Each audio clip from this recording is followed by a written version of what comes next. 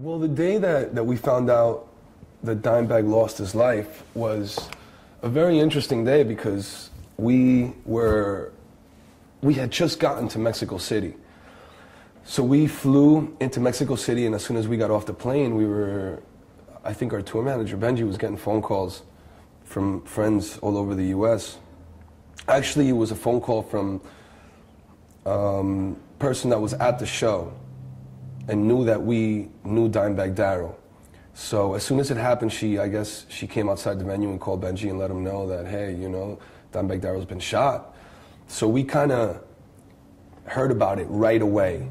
As soon as it happened, I think it might have not even been on the news when we heard about it. And it was kind of shocking. We started calling people that we knew and asking them, is this true? Could this really have happened? And not a lot of people knew about it at the time. Some people denied it. Some people said it was true and heard about it. But I think that it was just a shock. You know, when you think of Dimebag Darrell, I would have never thought of anyone to try to take his life. You know, he changed so many people's lives in such a positive way that to have a negative feeling towards him would just be ridiculous. You know, it's something that I wouldn't understand. Whatever the guy's reasons may be, you know, maybe it was obsession, maybe he was just crazy. But I think that society drove him to that point, you know.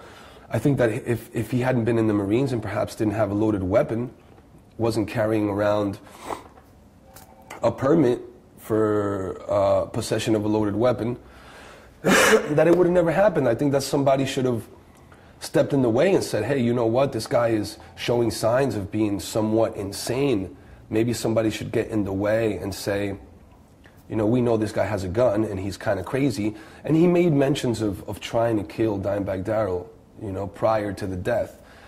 So it's a situation where, that's why I felt This Is War really related to that topic, because nobody really stepped in and society kind of let it happen. And the people that were aware that something might happen didn't do anything about it. So I'm not necessarily blaming the people around him, but who knows, maybe he shouldn't have been carrying a weapon.